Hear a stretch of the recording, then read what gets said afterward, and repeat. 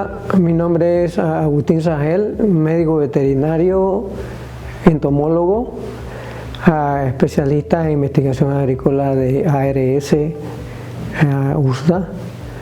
Tengo el agrado de presentarle algunos detalles correspondientes a situaciones que ameritamos conocer básicamente tratándose de la actualidad para atender el control de plagas que afectan a ganadería. En este momento me permito presentarles conceptos útiles para el uso de los pesticidas en la ganadería. Es algo muy importante que necesitamos básicamente conocer, tanto técnicos como productores.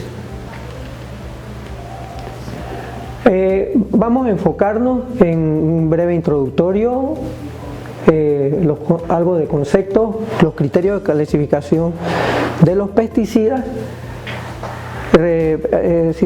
conceptos y detalles sobre su toxicidad, así como relación de uso de pesticidas relacionado a clases, características, los riesgos que acarrean el uso de los mismos, algunos problemas relacionados con el uso de estos pesticidas y algunas recomendaciones. Las plagas son causa de muchos inmensos daños económicos en la ganadería y sobre todo ocasionando sufrimiento a los animales y también aquellas plagas que pueden ser incluso afectar al ser humano. Y estas plagas tenemos ejemplos en nuestro país, en nuestra región, aquellas que son causadas por miasis. En este caso muy frecuentemente encontramos animales afectados por la Dermatobia hominis o Torsalon en esta gráfica o ilustración, así como las garrapatas, que son extremadamente expoliativas, insectos que causan enorme daño y son transmisores de enfermedades, son excelentes vectores de enfermedades que causan mucha mortalidad y mucha morbilidad en las explotaciones. En esto estamos hablando de morbilidad relacionada a la pérdida del rendimiento de los animales y el sufrimiento por enfermedades.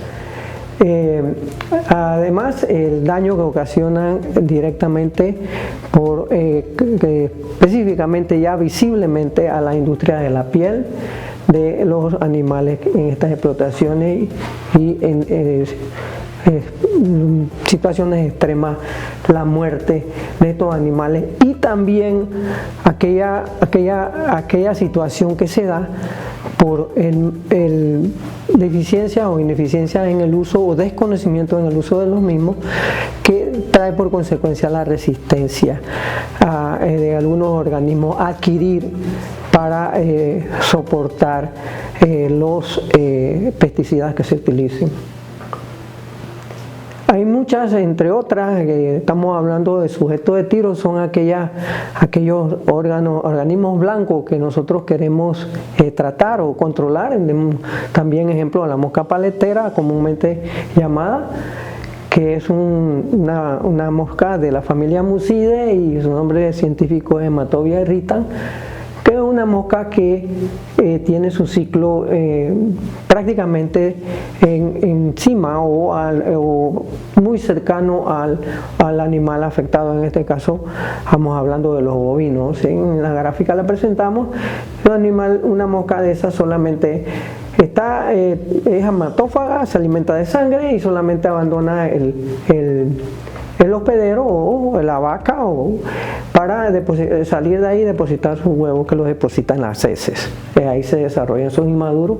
Así también como que es relacionado como un potencial vector de tórsalo, o sea que el tórsalo le deposita sus huevecillos y ella sirve de vehiculador de esos huevecillos. Además la relacionan los entendidos para causar enfermedades en el ganado lechero, específicamente causando mastitis. Es un insecto que es de círculo muy corto, alrededor de 14 días, y por tanto es una plaga peligrosa que debemos atender en las explotaciones.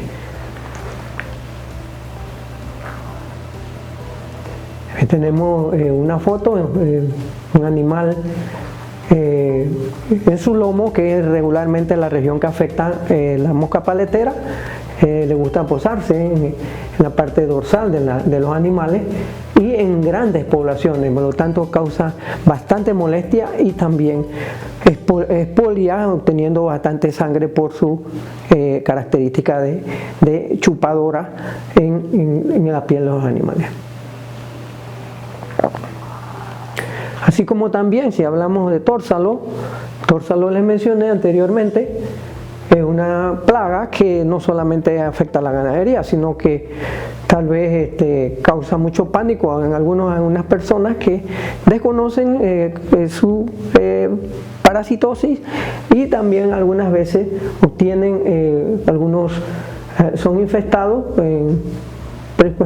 preferentemente hablando de turistas que visitan nuestros países o nuestras áreas exóticas, y son afectados por el tórsalo.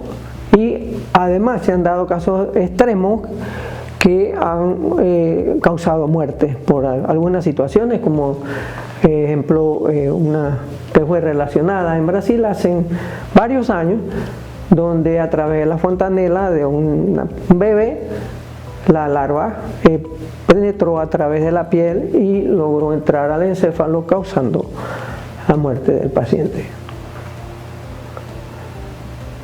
Y mencionamos otras plagas, tenemos las mismas moscas, que son vehiculadoras de tórsalo. Entre más población de moscas se existan en el ambiente, pueden también ser vehiculadoras de tórsalo. En este caso tenemos una mosca sarcófaga, que es una mosca que come carroña, pero el tórsalo la puede utilizar para depositar sus huevos, así como lo vemos en el abdomen de esta sarcófaga. La Stomopsis calcifer, que es la mosca del establo, es una mosca chupadora también, se encuentra en altas poblaciones alrededor de las explotaciones, atacando los animales, y también se le ha relacionado como vehiculador del tórsalo. Y los zancudos también son, aparte de que no vehiculan tantos huevecillos, porque no pueden cargar tantos huevecillos, son muy abundantes, y el tórsalo los puede capturar en vuelo y le puede depositar sus huevecillos, como vemos en esta foto. Y esos zancudos, por consecuencia, van a tratar de tomar su alimento en un ser humano y le deja también los huevecillos. Pueden tener algunas lesiones causadas o furúnculos causados por el tórsalo.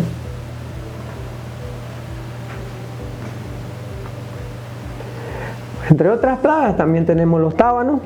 Los tábanos regularmente existen, su hábitat es preferentemente cerca de fuentes de agua o lagunas, en sus bordes se desarrollan sus inmaduros, pero también se pueden dar altas poblaciones de los mismos y se convierten en plaga. Atacan tanto a animales como a los seres humanos. Las pulgas, otros son insectos muy incómodos, y también la pulga es capaz de transmitir enfermedades, y esto son, por consecuencia, favorecen otras entidades patogénicas o enfermedades, parasitosis e infecciones. Además, hay otras plagas, y en este caso ya llegamos al gusano barrenador, que causan daños enormes a la ganadería, y es un insecto que está es muy oportunista por cualquier situación de herida, y así que en este caso una herida natural que podría ser un ombligo la utiliza, así como también heridas que son causadas por las mismas situaciones de manejo. En este caso se trató de poner una identificación en la oreja y de este animal y en el otro animal que vemos arriba, y dio la oportunidad de él desarrollarse para tratar de sobrevivir, porque las plagas tratan de sobrevivir, se convierten en un verdadero problema. Así también, ahora el gusano barredor no es quien va a extinguir especies, es una plaga que es propia de biontófaga, o sea que se alimenta de tejido vivo en animales de sangre caliente, incluyendo al humano. Y en este caso pues no distingue ninguna especie. Aquí tenemos un canino que está severamente afectado en el área, ¿verdad? De su parte en la superficie, como nosotros decimos vulgarmente, cogote, y aquí tenemos ya en esta otra foto una herida en la cabeza de un humano. Pero también si nosotros hay que considerar que si necesitamos hacer aplicaciones para controlar estos parásitos, debemos considerar otras cosas, debemos considerar aspectos ambientales. Y en este caso tenemos que pudiésemos hacer mejor una cura. En este caso se trató de curar una herida en un pabellón auricular, pero también hay restos en el suelo del producto utilizado, que es un producto, más adelante veremos que esos productos tienen sus efectos colaterales. Actualmente hay escasez de muchos métodos lógicos y eficientes de control. Hay algunas plagas que no se pueden erradicar. En eso tenemos el tórsalo, y solamente a través de control químico lo podemos hacer. Pero estos químicos, el uso de estos químicos, tal vez no muy bien fundamentado por tal vez un poco de desconocimiento, conlleva riesgo de resistencia e intoxicación. Este mal uso se puede caracterizar por subdosificar estos productos, algunas veces exagerar por desconocimiento, y hasta se doblan las diluciones o concentraciones de estos productos, o se mal aplican. O sea, son personas que tienen alguna expectativa muy sobrada de la aplicación de un producto, por eso utilizan por ejemplo bombas de mochila para tratar más del número de animales, y eso de hecho lleva a riesgo de adquirir resistencia a los mismos tipos de familia de esos plaguicidas. Hay otras personas o individuos que tienen mucha expectativa de productos que desconocen su periodo de acción o efecto terapéutico, hasta esperan que los productos trabajen mucho más de su periodo terapéutico. Por ejemplo, un periodo terapéutico de un producto a base de una lactona macrocíclica o ivermectina que tenga un periodo terapéutico de 21-28 días, hacen las intervenciones de aplicación en su ganado 40 días después de la primera. Ya estamos hablando que hay un periodo, un espacio donde no va a haber ningún efecto de producto, porque no existe en su torrente sanguíneo. Así como el desconocimiento de la naturaleza de los parásitos que se van a atacar, que se van a controlar. Algo debemos saber, porque si vamos a enfrentar a un enemigo, debemos conocer algo de ese enemigo. Entonces, vamos a los conceptos de toxicología, que ya estamos hablando de esos pesticidas, son tóxicos. La toxicología es la ciencia que los estudia, a esos venenos. Y ahora énfasis en lo que Paracelsus estableció, que todas las sustancias son venenos. No existe ninguna que no sea un veneno. La dosis correcta es la que diferencia un veneno de un remedio. Ahí también, específicamente hablando de estos pesticidas, nos vamos a presentarles algunos pequeños conceptos y no son un número reducido de conceptos importantes. Por ejemplo, la farmacología, porque a esto le llamo fármacos, aunque no crean, y estos fármacos, él estudia la farmacología, su acción y también los cambios que producen a lo largo del tiempo en el organismo donde se inyectan o se aplican. Así como la farmacocinética, que es el estudio, trabaja estudiando la absorción, la distribución y el metabolismo y la excreción de los mismos fármacos. Y la farmacodinámica es aquella que es el proceso que ocurre en el cuerpo del organismo blanco. De ahí vamos a presentarles qué es, por ejemplo, la acetilcolina. Los impulsos nerviosos son los que mantienen el movimiento en los seres. Hay elementos que son moduladores de esos impulsos nerviosos para que se den los movimientos adecuados. Entre ellos tenemos la acetilcolina, que es un neurotransmisor que son liberados en la célula nerviosa y permite que pase la señal de una célula nerviosa a otra. Entonces es el neurotransmisor más abundante que existe, así como también hay una enzima que es la que lo inhibe a la acetilcolina, se llama acetilcolinesterasa, que cataliza y promueve la degradación de ese neurotransmisor. Y menciono esto porque más adelante vamos a ver qué papel juegan estos elementos que les estoy indicando. La farmacocinética es más que nada cómo se mueven estamos aquí en este cuadro, más que nada vamos hablando de una dosis que se aplique intramuscular en otro tejido, específicamente la piel, el músculo, y esto va hacia la circulación sistémica, que la circulación sistémica lo envía, ¿verdad?, a los órganos donde se van a encontrar los organismos blancos, porque de la circulación sistémica, si es por ejemplo un parásito que está afectando la piel, la circulación sistémica lo lleva de nuevo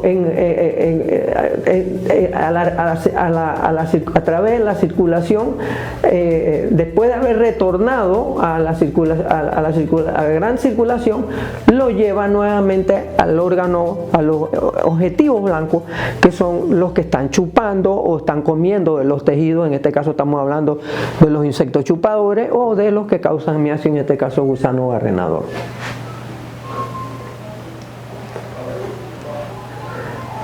También tenemos otros elementos que necesitamos saber. Por ejemplo, mencionamos GABA, que es un neuromodulador, y sus receptores intervienen en las aperturas de unos pequeños poros que se llaman los canales de cloro, que se encuentran en la membrana de la célula nerviosa.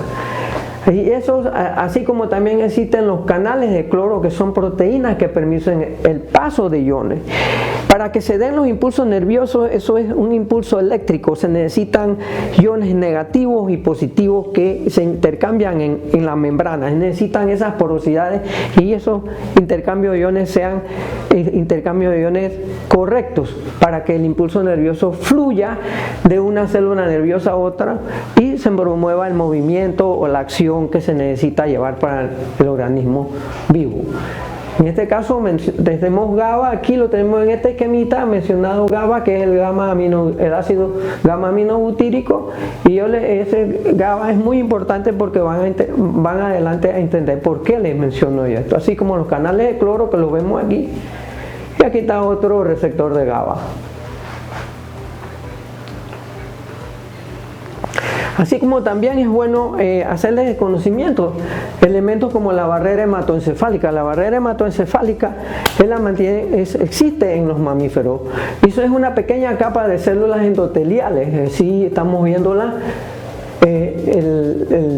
Aquí las células endoteliales esas son las que forman esa barrera, y esa barrera es importante para que del espacio donde pueden estar presentes los pesticidas no atraviesen y vayan al encéfalo y causen un problema de intoxicación.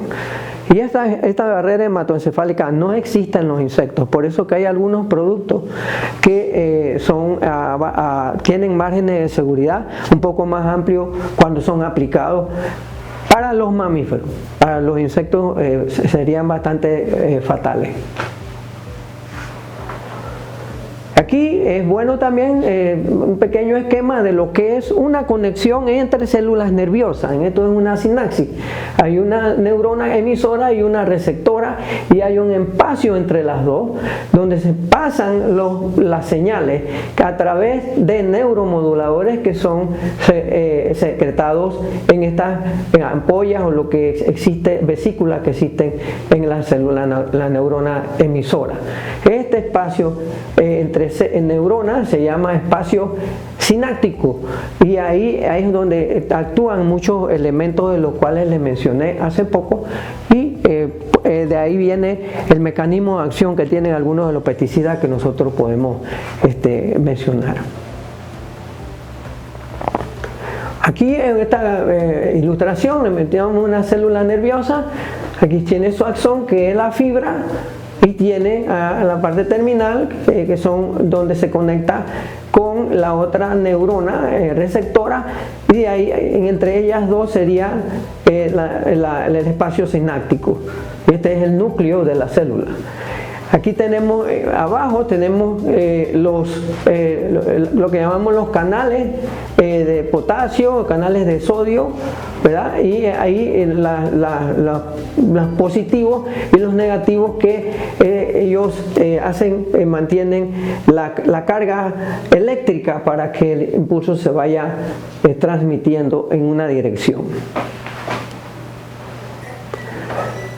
Entonces, en este caso le mencionamos cuáles son los detalles, ¿verdad?, para determinar los sitios blancos de los diferentes pesticidas.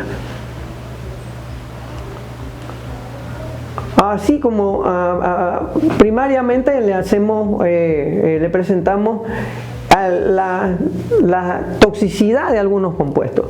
En primera le presentamos la toxina botulínica, que es sumamente tóxica, en cantidades mínimas que al ingerirse pueden causar la muerte.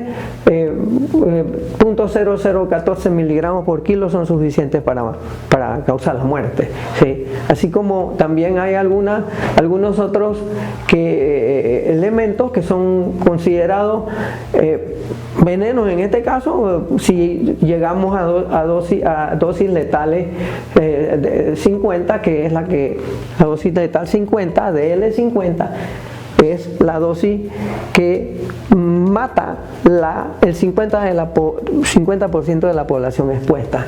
En este caso tenemos que 4.500 miligramos por kilo pueden matar la mitad de una población expuesta por lo menos al alcohol etílico. Otros criterios de clasificación, por ejemplo, el órgano blanco donde llega a través de la circulación, hígado, riñón, el uso, en qué forma se puede usar, si es un pesticida, solvente o aditivo alimentar, la fuente de origen, si es sintético, si es animal o vegetal, así su estado físico, si es gaseoso o es en polvo o es líquido, y su potencial venenoso tóxico.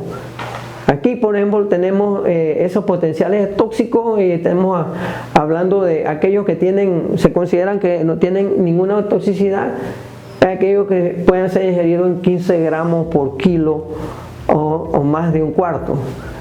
y súper tóxico, que menos de 5 miligramos por kilo pueden ocasionar la muerte, y en esto estamos hablando que esos 5 miligramos por kilo puede ser algo similar a 7 gotitas que puedan ser ingeridas. Es bueno también tener en cuenta este tipo de advertencias o tablas o elementos gráficos, como por ejemplo este que provee el Departamento de Control y Registro de Agroquímicos del Ministerio de Desarrollo Agropecuario. Es bueno siempre no olvidar estos detalles, y estos detalles vienen en las etiquetas, estos colores vienen en las etiquetas de los químicos para categorizarlos toxicológicamente.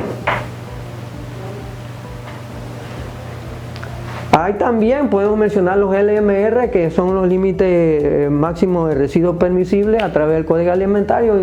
En este caso, el diacinón, el nivel de tolerancia permisible en residuos de tejidos es de 0.70 partes por millón.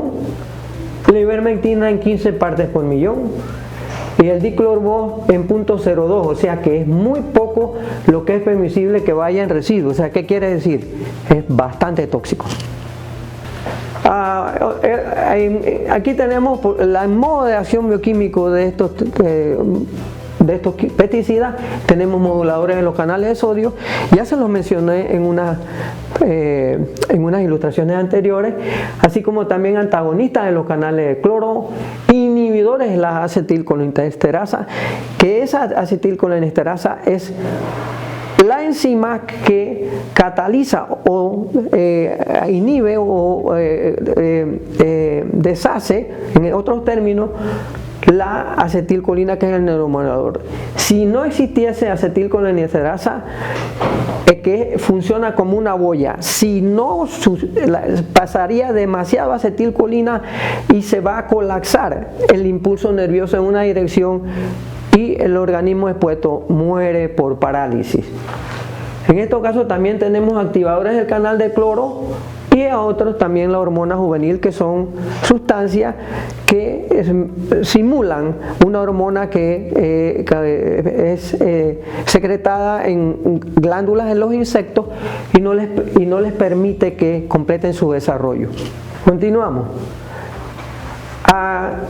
Otra importante consideración, la parte ambiental. Estos pesticidas son potenciales y muy candidatos potenciales a poluir los ecosistemas o a contaminarlos. Así como también la toxicología forense tiene pues su acción sobre partes legales, y la normativa para evaluación de los químicos y el mercadeo, que esos son correspondientes a algunas instituciones de aquí, que son establecidas en cualquier país.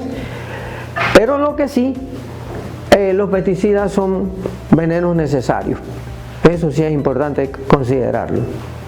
¿Por qué? Porque cerca de 800.000 especies de insectos existentes, 10.000 aproximadamente son plagas.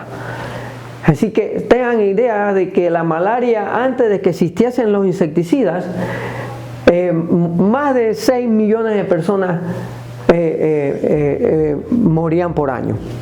Actualmente, aún existiendo esas tecnologías, se considera que todavía mueren, pero menos de 1 millón de individuos por malaria.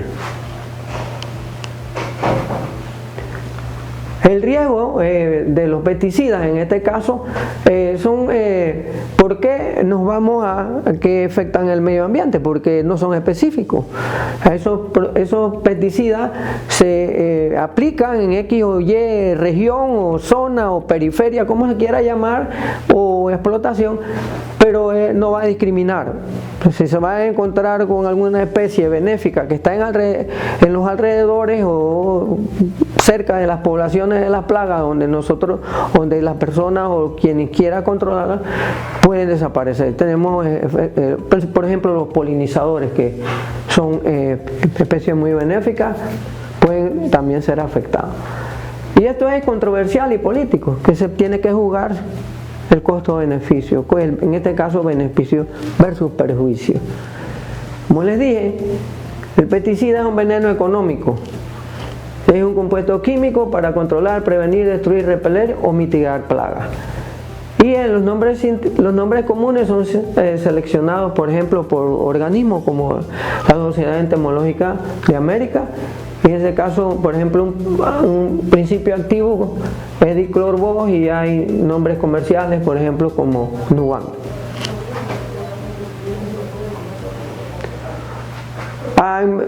Vamos hablando de medidas de toxicidad, le hablamos de DL50. DL50 es dosis letal 50, la dosis suficiente para matar el 50% de la población expuesta de la plaga.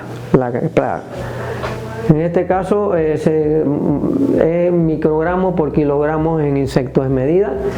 El CL50 es la concentración letal 50, es la concentración que se utiliza, que es capaz de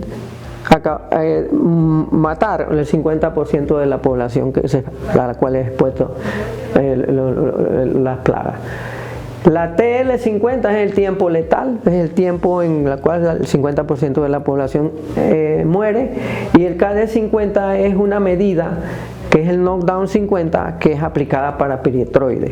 Regularmente los piretroides se aplican en una aspersión y los organismos expuestos a los pocos minutos, usted lo va a ver que probablemente han caído todos. Eso se llama knockdown.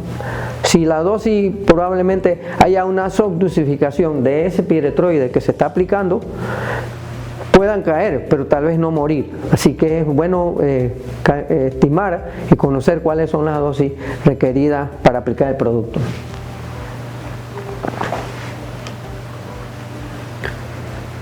En los insectos no existe la barrera hematoencefálica, pero sí existe una barrera iónica, y ahí también tiene unos complejos enzimáticos en su organismo, que esos complejos enzimáticos le permiten biotransformar el producto que recibieron, un baño de aspersión que le dieron, por contacto penetró en su organismo, pero tiene un sistema enzimático muy activo, que está a base de enzimas, que dentro de esas enzimas en las estructuras hay un elemento muy importante que se llama citocromo P450, y ahora yo les voy a mencionar, ¿verdad? ¿Por qué? Porque el citocromo es una proteína que cataliza reacciones en enzimas de una que se llaman monooxigenasa, que son las biotransformadoras. Si una dosis no es bien aplicada, estas enzimas trabajan bien y comienzan a preparar ese insecto a tolerar esa dosis, a convertirse, transformarse en un insecto resistente.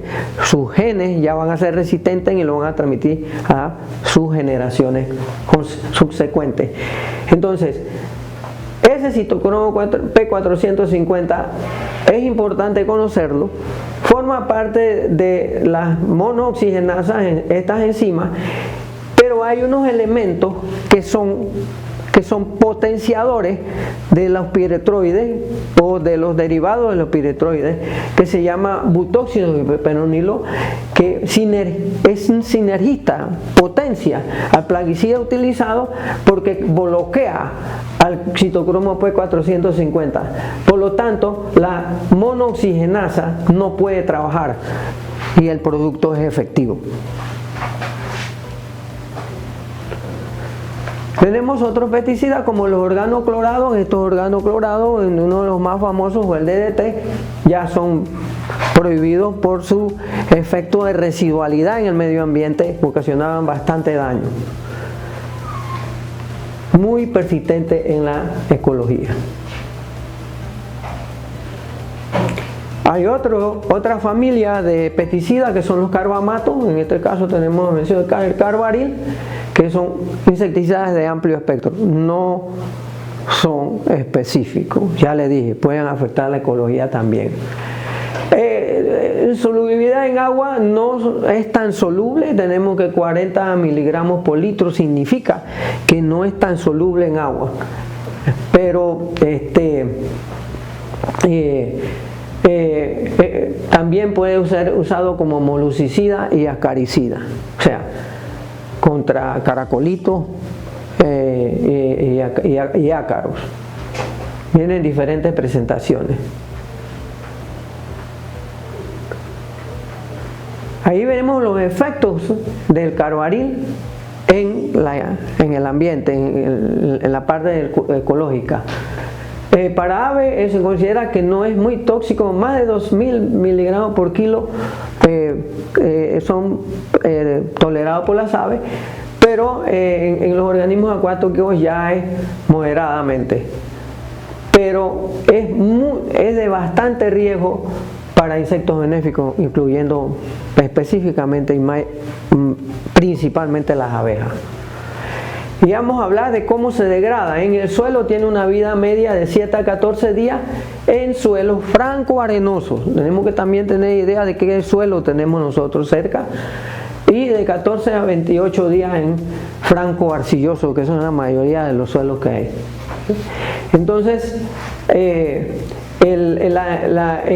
el agua es hidrolizado o desaparece por la acción de bacterias, pero depende del pH y esto varía, o sea, en términos de la acidez del agua. Tenemos la otra familia de pesticidas, que son los organofosforados, y estos actúan, su modo de acción es sobre la acetilcolinesterasa. Estas son las siglas de la acetilcolinesterasa, que es la enzima que es la encargada de mantener los niveles de acetilcolina en la yunción, en la conexión sináptica, en niveles adecuados. Si esta acetilcolinesterasa es inhibida, va a haber parálisis y los insectos mueren, o la persona también muere. O sea que esa es la forma de los organofosforados trabajar. En esto tenemos el diclorvos, ¿verdad? Que le mencionamos de cuánto es lo que le permite el códex en términos del límite de residuos. Es muy tóxico el diclorvos, altamente tóxico. También es considerado en términos de causador por mal uso o superexposición, puede traer consecuencias de cáncer. Es muy usado el diclorvos en Panamá. No menciono nombre de producto porque diclorvos puede venir en genérico o en productos de varios nombres comerciales, pero tienen que tener cuidado con el diclorvos por su efecto altamente tóxico. Y que además de eso es súper hidrosoluble, o sea, tiene una característica de contaminar el agua altísima. Hasta 10.000 miligramos pueden ser diluidos en 1 litro.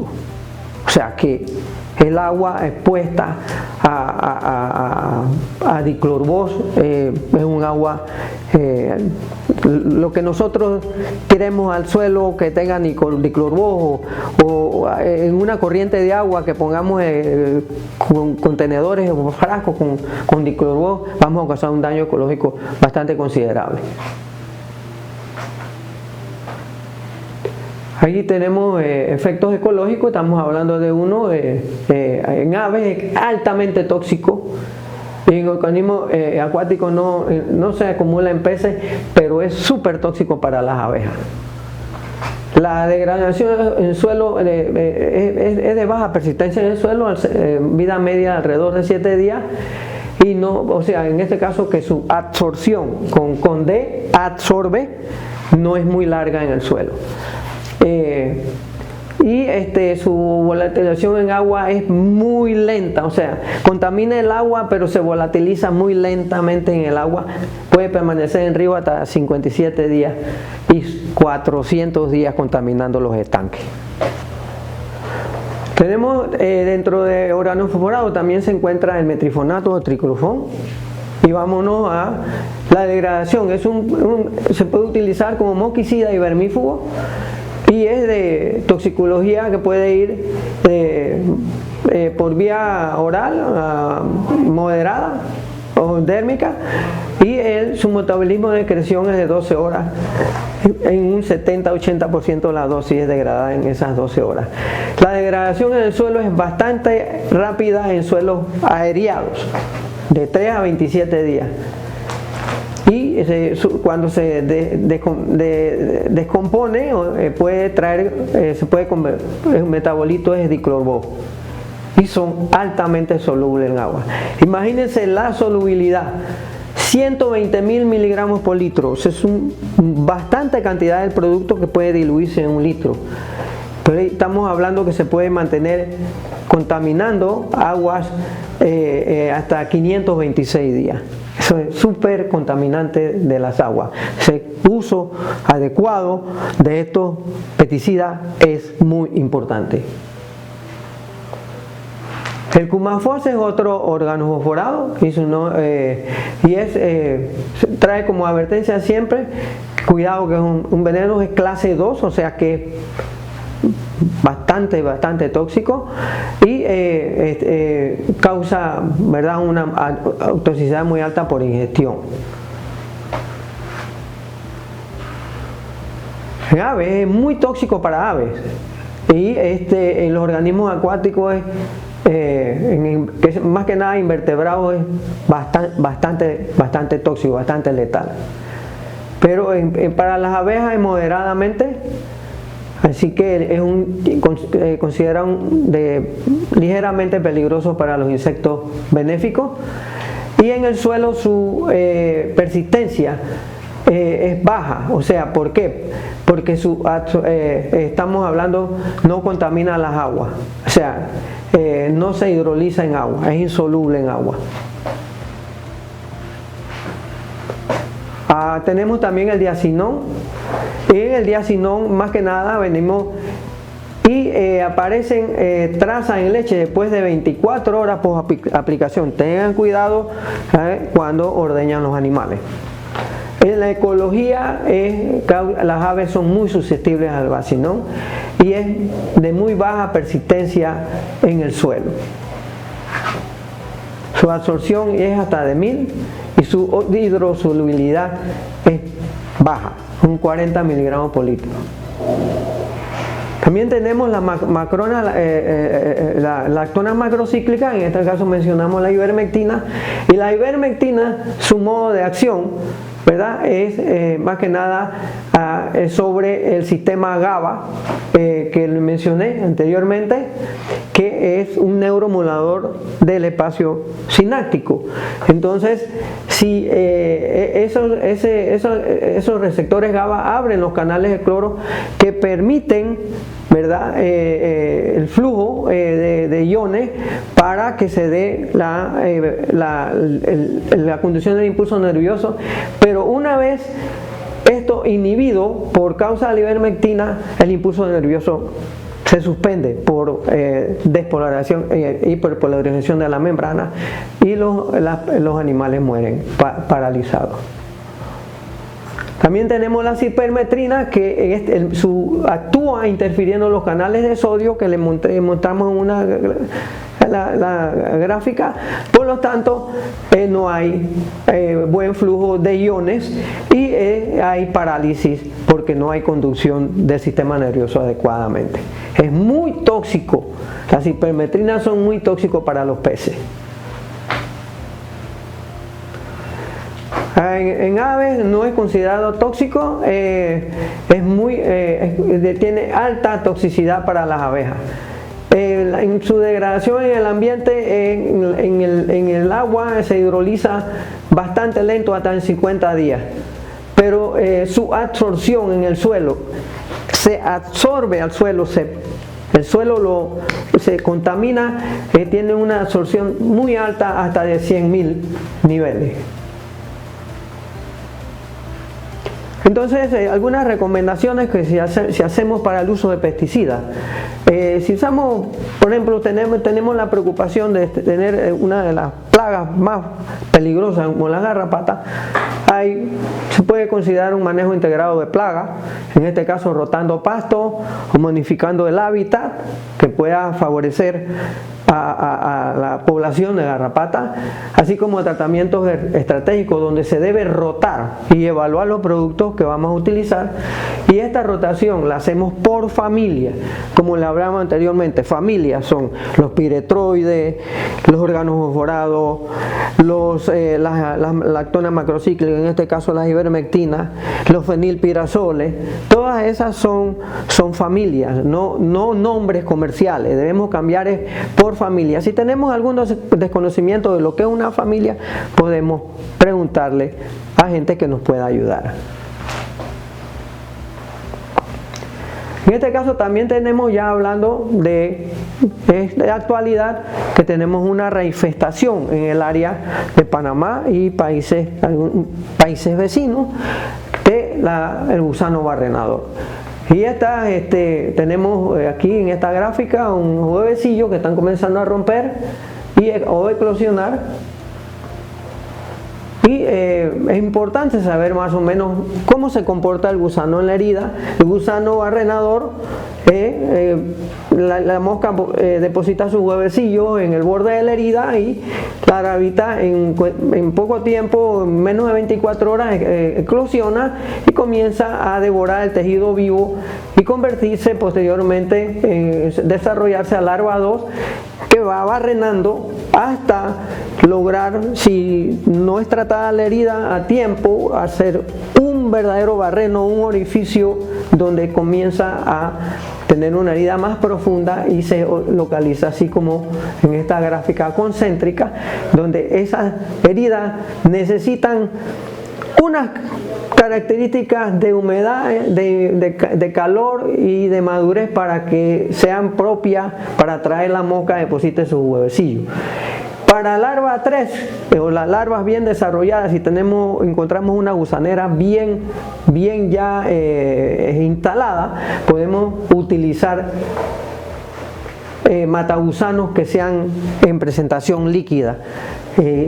Tratar lo suficiente de líquido para que llegue a la herida, así como las pomadas pueden ser utilizadas tanto para larva 2 como para la larva 1, y los sprays, las latas de spray, preferentemente a las heridas recientitas que tengan las larvitas que son más susceptibles.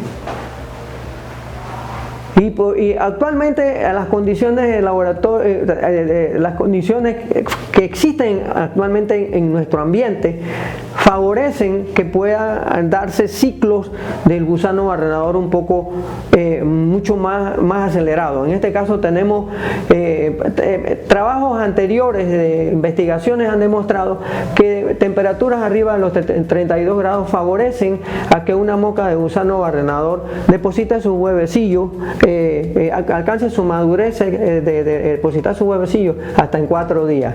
A temperaturas normales, controladas, se dan 6 días, pero el ciclo se corta, y más otros factores de altas temperaturas como se dan ahora mismo, de 32 grados, más la sensación térmica que pueden llegar a 36, pueden favorecer también que la misma herida per se acorte su ciclo y la pupación. Y podemos tener tal vez hasta en menos tiempo varios ciclos más cortos, y esto ocasiona poblaciones muy altas de la plaga en el medio. Por eso tenemos que estar atentos para controlarla a tiempo. Tenemos que estar atentos animales heridos o no propiciar heridas en los animales, y si vemos una herida curarla, y si vemos una herida revisarla bien, que puede que ya tenga las larvitas eclosionadas, y la tratamos adecuadamente como mencioné en la gráfica anterior.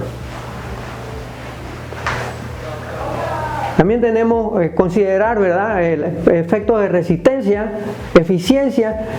La eficiencia queremos un efecto o la facultad para lograr el efecto determinado, así como la tolerancia, que es la habilidad innata de sobrevivir a las dosis de un tóxico, y la resistencia, que es la baja respuesta de una población de una plaga al agente de control por haber sido previamente expuesta, tal vez cometiendo algunos errores al exponer esas plagas a los productos que le dimos.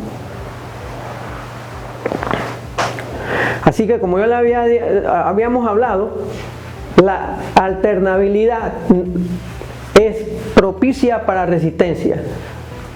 Usar familias diferentes es ideal. familias de pesticidas. Entonces, en esta foto le presentamos a alguien que está intentando controlar alguna plaga, pero la foto subsecuente tomada con filtro, en la cámara a través de filtro nos da esta imagen.